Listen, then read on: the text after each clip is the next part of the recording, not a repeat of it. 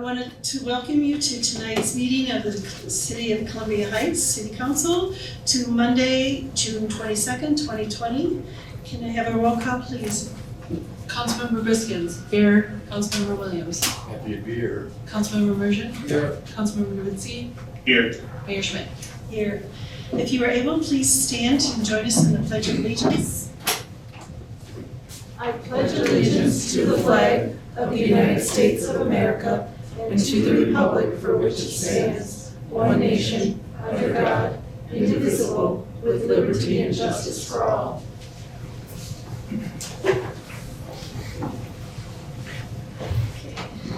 Let me read the mission statement. Our mission is to provide highest quality public services. Services will be provided in a fair, respectful, and professional manner that effectively address changing citizen and community needs in a fiscally responsible manner. Next item is the approval of the agenda. If there are no additions, can I get a motion to approve the agenda as presented? So moved. Second. Motion by Councilmember Biskins, second by Councilmember Williams. All in favor say aye. Aye. Opposed? Thank you. Next item is the consent agenda. And if our city manager, Kelly Pedroia, could present those for us, please. Thank you, Mayor and Council. Consent agenda item A is approval of the City Council emergency meeting minutes of June 2nd. Item B is acceptance of the EDA minutes from the May 4th meeting and acceptance of the Planning Commission minutes from the May 5th meeting. Item C is approval of a gambling permit for Immaculate Conception Church for a raffle that they'll be conducting. Item D is approval of the agreement with Xcel Energy for the electrical service for the Silver Lake lift station in the amount of $18,702. Item E is the electric disconnect and line rerouting with Xcel Energy in the totaling $19,000, and that's for the Central Avenue and Portia property that we discussed earlier. Item F is authorizing a capital equipment replacement of Unit 9, the wheeler loader, in the amount of $141,120. Item G is final payment to Anoka County for the water main construction on 49th Avenue, that's project 1910. Item H is consideration and approval of the attached list of rental housing applications. Item I is approval of the business license applications in your packet. And item J is a review of the bills totaling $1,107,408.55. If there are no questions regarding these, can I get a motion to approve? Move to approve the consent agenda items. Second. Motion by Councilmember Levinsky, second by Councilmember Mergen. All in favor say aye. Aye. Opposed? Thank you. Thank you. Next item is public hearing. This time, this is, do you want to explain this one?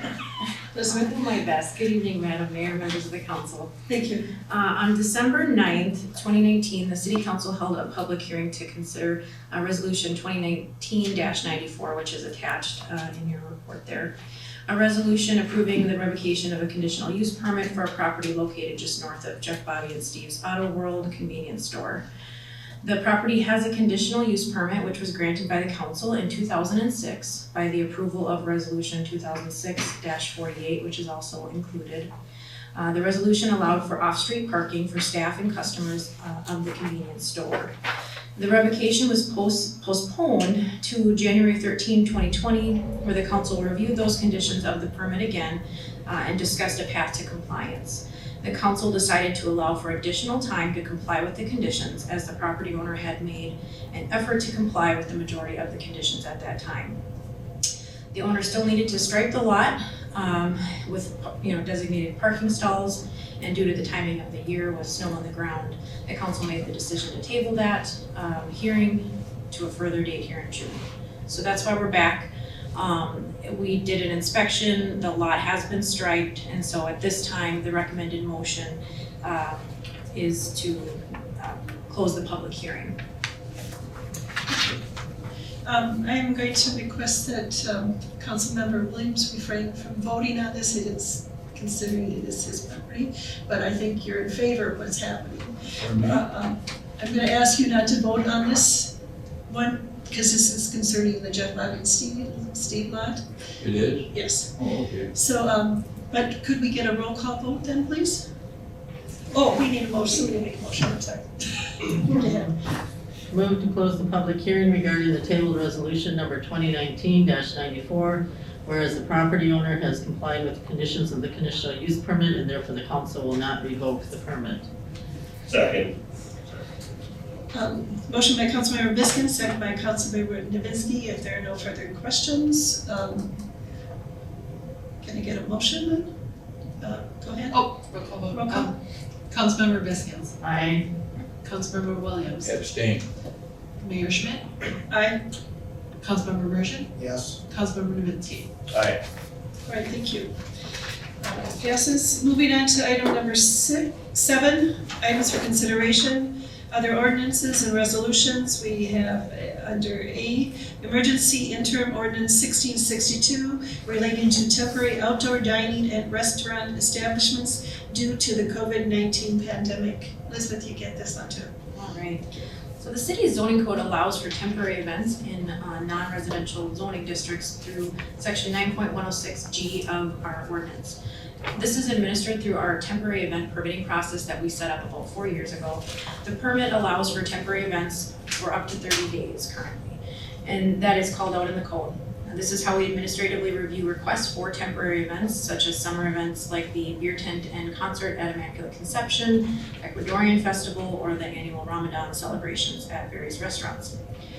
For these temporary events, the property owner and the tenant, if applicable, complete and submit an application along with a site plan showing where they're proposing any tents or outdoor dining.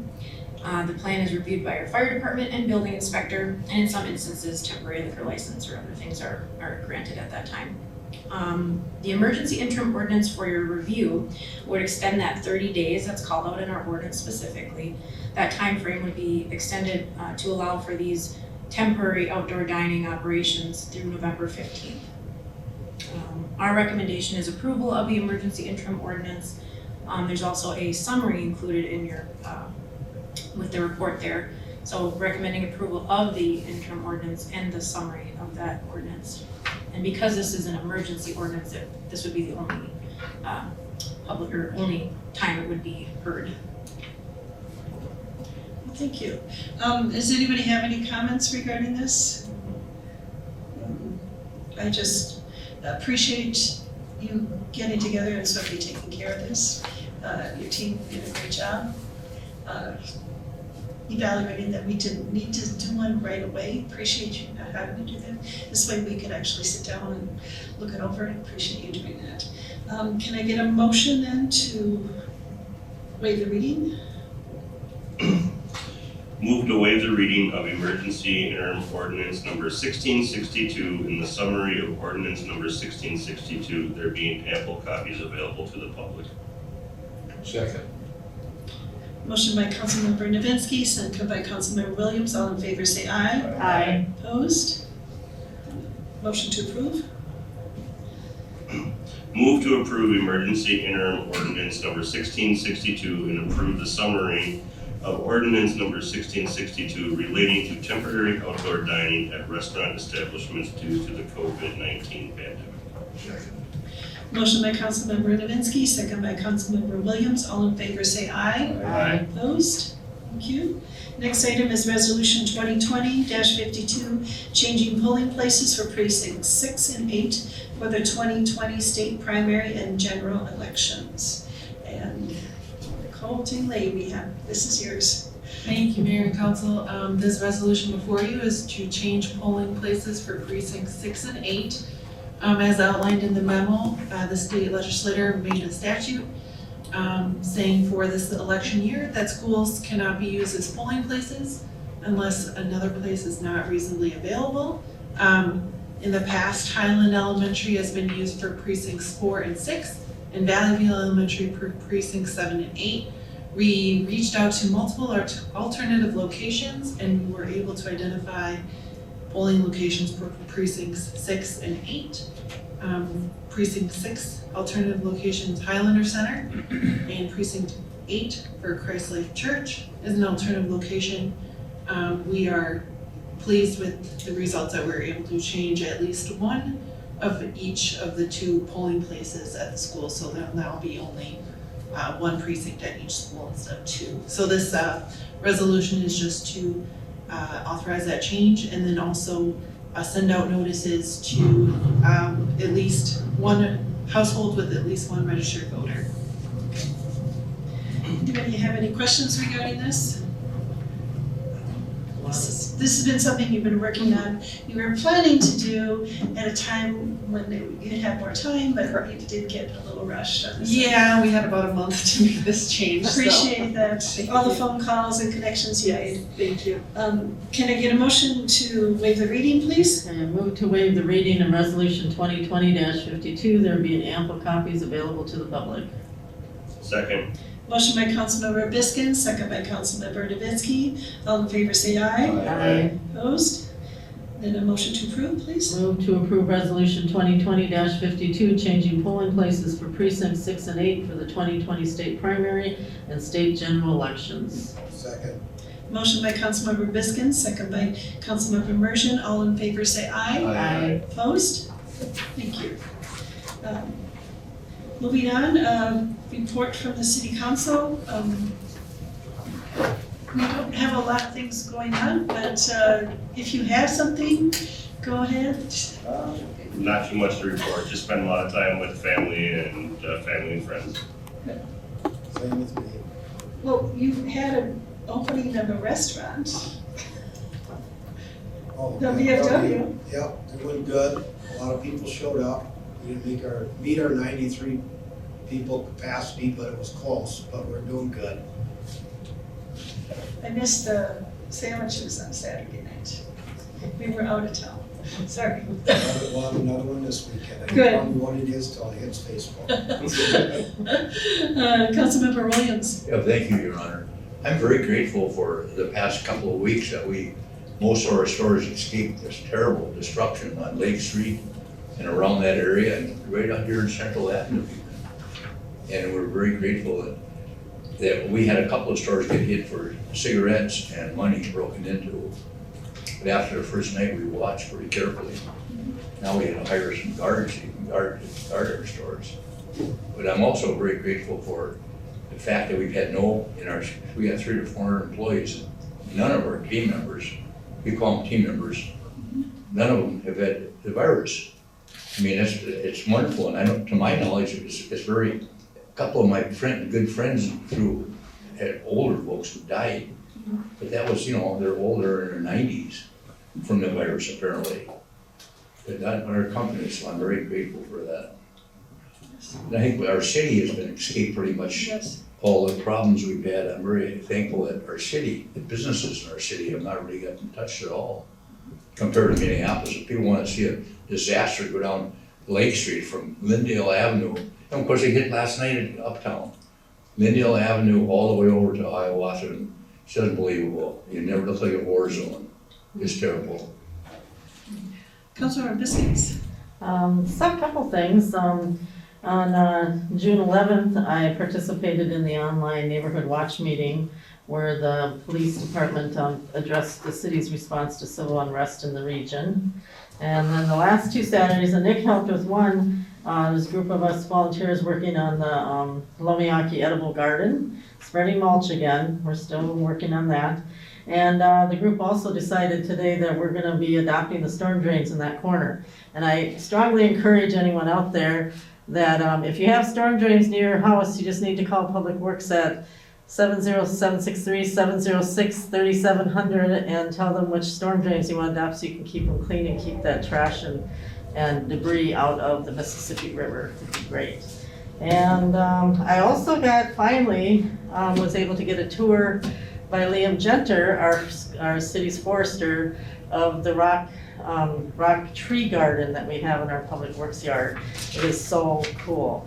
They have 200 saplings in there that are doing really well. It's a whole new system, a better way of raising these trees on our own that we use to put in our parks and in our boulevards. So that was exciting. It was really cool. So thank you. That's it. All right, thank you. I got a chance to play with grandkids this weekend. I guess that's very important.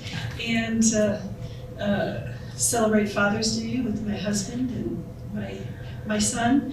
We also, I've also been doing several Zoom meetings again.